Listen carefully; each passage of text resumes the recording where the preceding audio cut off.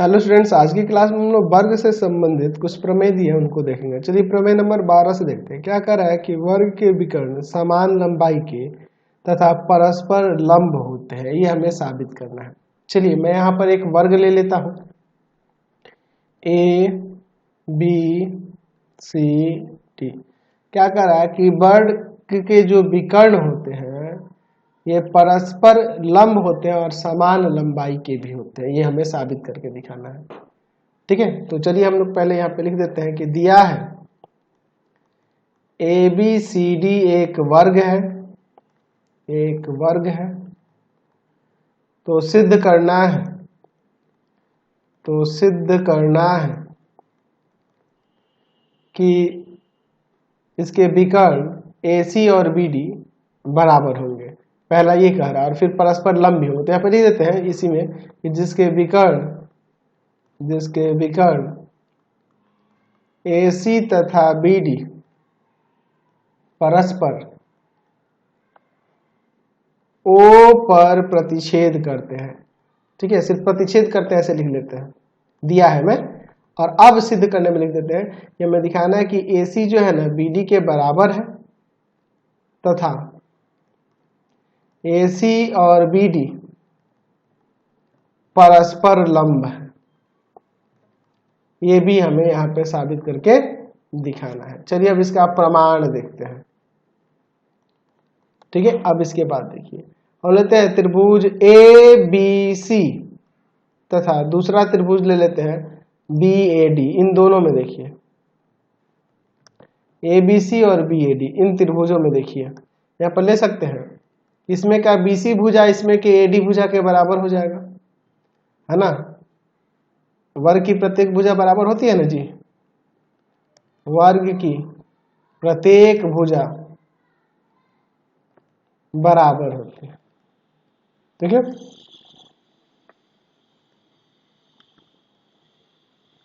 अच्छा अब दूसरा चीज क्या हो जाएगा, angle A B C equal to में एंगल बी ए डी, प्रत्येक कोण 90 भी होता है।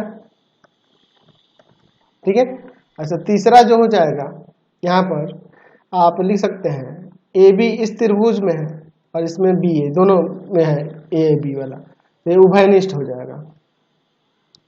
तो यहाँ से ये दोनों त्रिभुज जो होगा ए बी सी और दूसरा त्रिभुज बी ए डी, ये सर्वांगसम हो जाएगा, साइड एंगल साइड सर्वांग समता से। तो जब सर्वांगसम हो जाएगा तो यहाँ से विकर्ण बराबर नहीं हो जाएंगे जी, ए सी बराबर B D, C P C D से corresponding parts of congruent triangles, है ना। चलिए अब इसके बाद क्या कह रहा है हमारे पास, ये दूसरे हिस्से में क्या दिखाना है कि इसके विकर्ण एक दूसरे को समद्विभाजित भी करते हैं। ठीक है, समद्विभाजित करते हैं लंब पर, परस्पर लंबवत है, सॉरी परस्पर लंबवत है। समद्विभाजित तो करते ही है, हम लोग पहले से ही पता है, क्योंकि आयत में फिर आपका समांतर चतुर्भुज में समचतुर्भुज में समद्विभाजित करते हैं, तो इसमें भी समद्विभाजित करेगा, लेकिन ये लंब होते ही यहाँ ये दिखाना है, लंब है ये दिखाना है। तो चलिए लेते हैं त्रिभुज एओ बी तथा त्रिभुज एओ डी में, इन दोनों त्रिभुजों में देखिए। ठीक है, यहाँ ए बी बराबर में ए डी हो जाएगा, वर्ग की भुजाएं हैं इसलिए, क्योंकि वर्ग की प्रत्येक भुजाएं बराबर होती है। अच्छा ए बी बराबर में ए डी हो गया, तो यह वाला कोण इस कोण के बराबर हो जाएगा ना, एंगल यहाँ पे ले सकते हैं, या भुजा ही ले लो ना, कोण को छोड़ो ना, हम लोग भुजा से ही दिखा देते हैं। यहाँ ओ बी बराबर में ओ डी लिख सकते हैं, क्योंकि वर्ग के विकर्ण परस्पर समद्विभाजित करते हैं, परस्पर समद्विभाजित करते हैं, समद्विभाजित करते हैं, ये हमें पता है। और तीसरा चीज यहाँ पे ओ ए इक्वल टू में ओ ए उभयनिष्ठ है, दोनों त्रिभुजों में उभयनिष्ठ है। तो यहाँ से लिख सकते हैं कि त्रिभुज ए ओ बी सर्वांगसम हो जाएगा त्रिभुज ए ओ डी के, भुजा भुजा भुजा सर्वांग समता से। तो जब ये सर्वांग सम हो गया तो हम लिख सकते हैं कि नहीं, एंगल ए ओ बी बराबर में angle A O D, CPCT से। चूंकि एंगल ए ओ बी और एंगल ए ओ डी रैखिक युग्म है, रैखिक युग्म है, तो जब ये रैखिक युग्म है तो ये दोनों का योग 180 होगा, यानी कि प्रत्येक 90 90 हो जाएगा, यानी कि ए ओ बी और ए ओ डी दोनों 90 90 हो जाएगा। तो प्रत्येक कोण 90, ये दोनों प्रत्येक 90 हो गया, इधर वाला भी कोण और इधर वाला भी कोण, इसका मतलब ये इस पे लंबी है ना जी। अतः यहाँ लिख सकते हैं कि विकर्ण AC और BD परस्पर लंब है। तो ये हमने लंब भी दिखा दिया, दूसरा वाला भी हिस्सा हमने प्रूव करके दिखा दिया, आपका प्रमाणित हो गया। चलिए चलते हैं अगले प्रमेय पे। तो अगला देखते हैं प्रमेय नंबर 13। यदि किसी समांतर चतुर्भुज के विकर्ण क्या कर रहे हैं, समान लंबाई के और परस्पर लंब हो तो वो वर्ग होते हैं। चलिए तो यहाँ पे हम लोग समांतर चतुर्भुज ले लेते हैं। ये समांतर चतुर्भुज बनाए तो वर्ग है, लेकिन समांतर चतुर्भुज कहेंगे। ABCD ये आपके पास समांतर चतुर्भुज है। क्या कर रहा है कि विकर्ण समान लंबाई के हो और परस्पर लंब हो, यानी कि ये विकर्ण जो है ये समान लंबाई के हैं, ठीक है, और परस्पर लंब भी है, ये कह रहा है ना, परस्पर लंब भी है, ये हमारे पास कह रहा है। तो हमें क्या दिखाना है कि ये वर्ग होगा। चलिए देखते हैं हमारे पास क्या दिया है। ABCD एक समांतर चतुर्भुज है, एक समांतर चतुर्भुज है जिसके विकर्ण AC तथा BD, AC तथा BD परस्पर लंब है तथा AC जो है ना BD के बराबर भी दिया है। तो सिद्ध करना है कि ABCD एक वर्ग है। चलिए अब इसका हम लोग यहाँ पे प्रमाण देखते हैं, ठीक है। अब यहाँ पे देखिए हम लोग क्या करते हैं, यहाँ पर सबसे पहले लेते हैं त्रिभुज AOB तथा त्रिभुज AOD में वर्ग दिखाने के लिए हमें प्रत्येक भुजा बराबर और एक कोण समकोण दिखा देना होगा तो काम बन जाएगा। चलिए इन दोनों त्रिभुजों में पहले देखिए AOB और AOD में, देखिए क्या हो जाएगा। देखिए समकोण तो एक ही दिया हुआ है, प्रतिच्छेद करते समकोण हो जाएगा। अच्छा, समांतर चतुर्भुज के विकर्ण एक दूसरे को समविभाजित करते तो ये बराबर हो जाएगा और ये वाला उभयनिष्ठ हो जाएगा, है ना जी। तो हम लोग लिख सकते हैं कि OB बराबर में OD, क्यों, क्योंकि समांतर चतुर्भुज के विकर्ण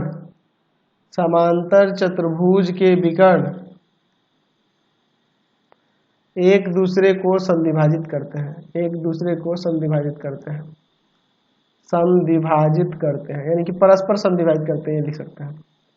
तो जब समविभाजित करते हैं तो ये बराबर हो गया। दूसरा एंगल AOB बराबर में एंगल AOD, लंब दिया है तो ये बराबर हो जाएंगे, प्रत्येक 90 हो जाएगा, प्रत्येक 90। विकर्ण परस्पर लंब है ना जी। या तो आप प्रत्येक 90 यहाँ ना लिखिए, हम बराबर में यहाँ 90 लिख देते हैं, ठीक है, और लिख देते हैं कि विकर्ण AC और BD परस्पर लंब है, इसलिए परस्पर लंब है, इसलिए ऐसा हमने लिख दिया। तीसरी बात यहाँ पे आ जाती है OA इक्वल टू में OA उभयनिष्ठ है। तो यहाँ से ये दोनों त्रिभुज कौन कौन सा, त्रिभुज AOB सर्वांगसम हो जाएगा त्रिभुज AOD के। कैसे हो जाएगा जी, तो साइड एंगल साइड सर्वांग समता से। तो जब त्रिभुज सर्वांगसम हो गए तो यहाँ से हम लोग लिख सकते हैं कि ये AB जो भुजा हो जाएगी AD के बराबर हो जाएगी CPCT से, ठीक है। तो जब ये भुजाएं बराबर हो गई, अब देखिए इसके बाद हम लोग क्या करते हैं। हम लोग देख रहे हैं कि ABCD आपका क्या है, समांतर चतुर्भुज है। तो यहाँ से देखिए तो यह AB इसके बराबर हो जाएगा, इस DC के बराबर हो जाएगा या CD के बराबर हो जाएगा, और यहाँ AD जो है ये बराबर हो जाएगा ना BC के। यहाँ लिख सकते हैं कि समांतर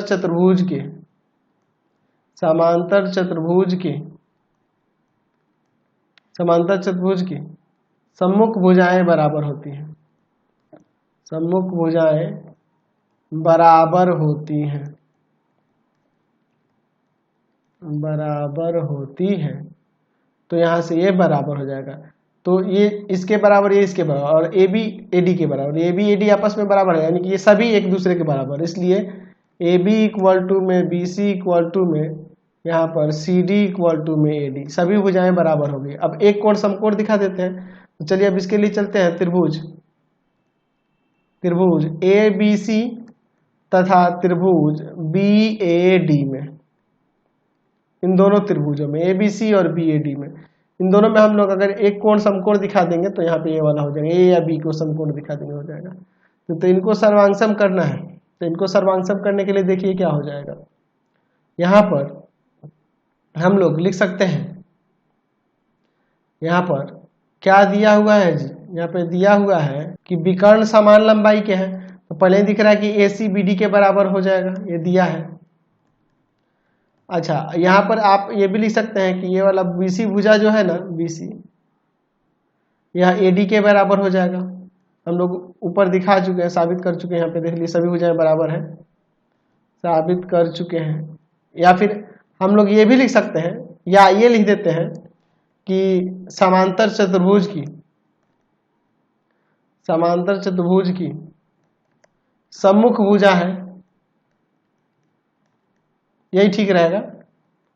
चलिए, और तीसरा चीज जो देखो, यहाँ पर ए बी इसमें भी है, इसमें बी ए है, उभयनिष्ठ है, तो यहाँ से त्रिभुज सर्वांगसम नहीं हो जाएगा जी, त्रिभुज ए बी सी सर्वांगसम हो जाएगा त्रिभुज बी ए डी के, भुजा भुजा भुजा सर्वांग समता से।